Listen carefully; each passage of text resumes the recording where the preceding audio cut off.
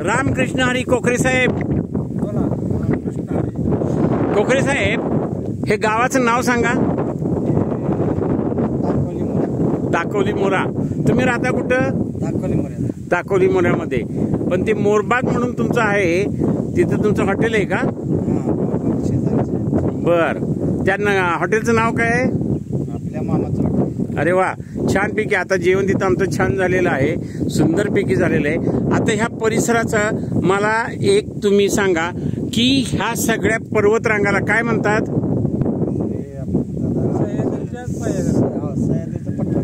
सह्याद्रीचे पठार. ह्या पठारावरती कास पठार कुठे?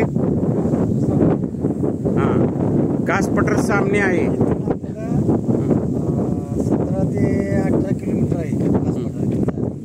इथून रस्ता आहे का तिथपर्यंत जायला? बरं, आता कुठून कुठं आलोय आपण? ठोसेघरच्या बोरण्यामधनं तुम्ही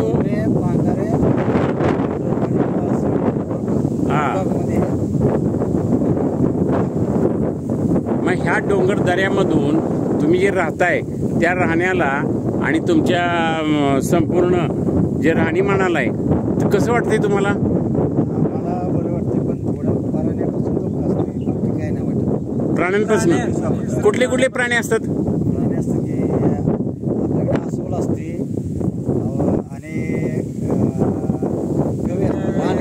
रानगवे, बिबट्या. काय मग तरी तुम्ही इथं राहता, तुमचे सगळे ते मित्रच आहेत का?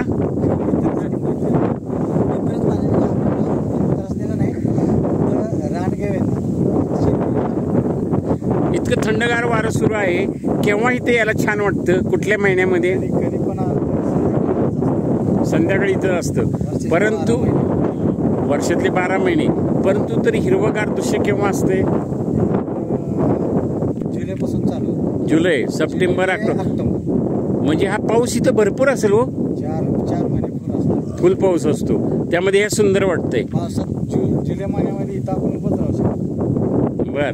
आता कैलास तुमचा मित्र आहे, कैलासमुळे आम्हाला हे सगळं बघायला मिळालं. या सुंदर वातावरणामध्ये आणखीन काय सांगाल? इथं बघण्यासारखं आणखीन काय काय आहे?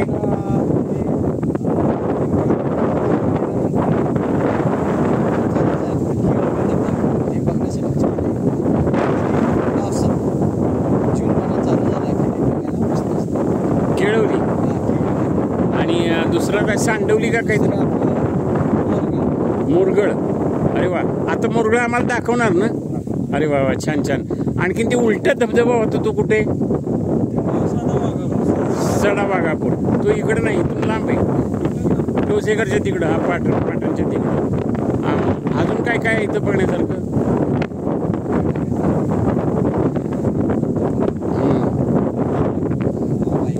निसर्गाचं वातावरण आणि नैसर्गिक हे. हा, झाडं कुठली कुठली जास्त आहेत? जांभळ आहे, अंजन आहे. ही 2 झाडं आहेत. जांभळ, अंजन. अरे वा.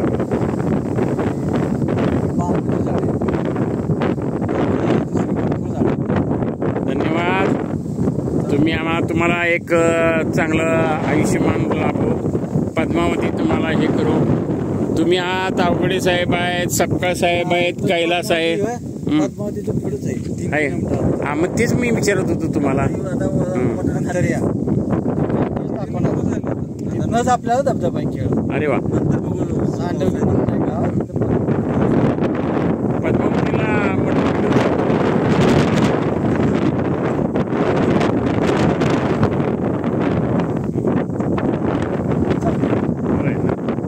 धन्यवाद.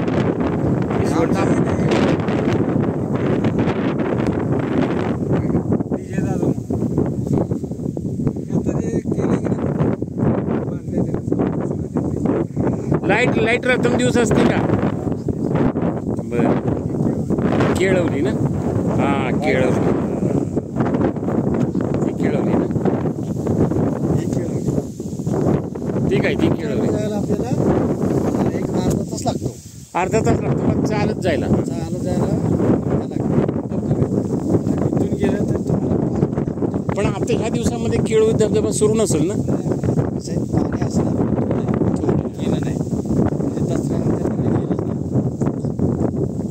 धन्यवाद.